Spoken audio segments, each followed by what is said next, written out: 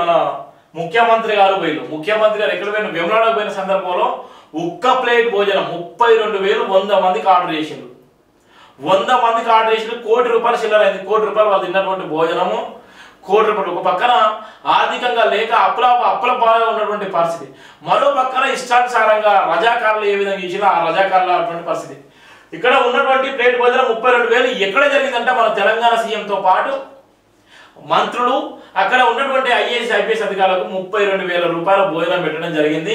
ఇక్కడ ఉన్నటువంటి వేములవాడ టెంపుల్ సందర్శించిన సందర్భంలో సీఎం రేవంత్ రెడ్డి సహా 100 మంది ఖర్చు 32 లక్షలు. వేములవాడ రాజన్న గుడికి బిల్లులు పంపిన తాజ్ కృష్ణ. ఆలయ చైర్మన్ చాంబర్లోనే హోటల్ గా మార్చేసిన సిబ్బంది. ఒక్క పట్టు పంచాయకు 10,000 ఖర్చు పెట్టిన అధికారులు. తాగే గ్లాస్ నుంచి టేబుల్ వరకు విందు కోసం కనుగోలు రాజన్న దర్శనంతో కలిపి మొత్తం ఖర్చు ₹1,70,00,000. బిల్లు మొత్తం ఆలయమే చెల్లించాలని ఉన్న దగ్గర ఒత్తిడి. సిరిసిల్ల కలెక్టర్ వద్ద చేరిన ఫైల్ తెరపైకి పంచాయతీ. ఎవరు ఎంత ఘోరమా. నరేంద్ర మోడీ రాజస్థాన్లో హోటల్లో ఉన్నప్పుడు తాజ్ హోటల్లో ఉన్నప్పుడు ₹1 కోటి చిల్లర బిల్లు అయింది. ₹1 కోటి చిల్లర బిల్లు అయితే బిల్లు ఎవరు కట్టాలని అర్థం కాక పర్యాటక శాఖకు పంపిస్తే వాళ్ళు మేము కట్టమంటే అది ఢిల్లీకి చేరి అది మోడీకి చేరినటువంటి సందర్భాలు. ఒక పక్కన ఇలా విలాసవంతమైన జీవితాలు గడుపుతున్నాయి, ఒక పక్కన ప్రజల ప్రాణాలతో చెలగడమాడుతున్నాయి. ₹32,000 ఫుడ్ తిన్నారు ఒక్క పూటకే. అది వేములవాడ దర్శనం చేసుకున్న సందర్భంలో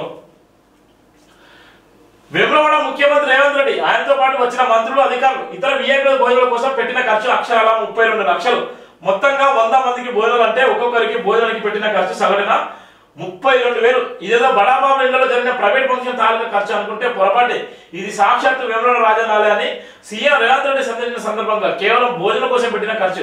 అక్కడ 100 మందికి భోజనం ఏర్పాటు చేసిన హైదరాబాద్ సంబంధించినటువంటి అంశాన్ని హైదరాబాద్ నుంచి వీళ్ళు భోజనం తీసుకున్నారు.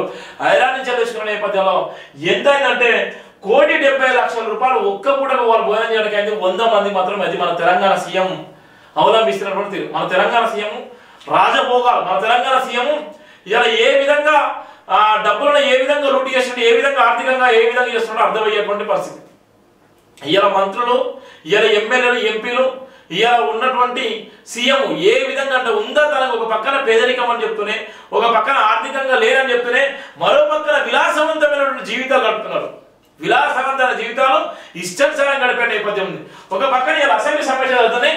అసెంబ్లీ సమావేశం జరిగేటువంటి నేపథ్యంలో అసెంబ్లీ సమావేశం జరిగేటువంటి పరిస్థితిలో ఇష్టానుసారంగా అయితే ఇవాళ వాళ్ళ బండ్లు అసెంబ్లీ జరిగినంత సేపు ఉన్నటువంటి ప్రతి వెహికల్లో ఇవాళ ఆన్ చేసి ఏసీలు వేసుకునేటువంటి నేపథ్యం ఉంటుంది. ఆ ఏసీల ఖర్చు కూడా వేలాది రూపాయలు కూడా ఏసీల ఖర్చు వస్తాయి. ఒక పక్కన భయంకరమైన దోపిడీ, మరో పక్కన ఇష్టానుసారంగా ఇలా పేద ప్రజల పేరు చెప్పుకున్నాం.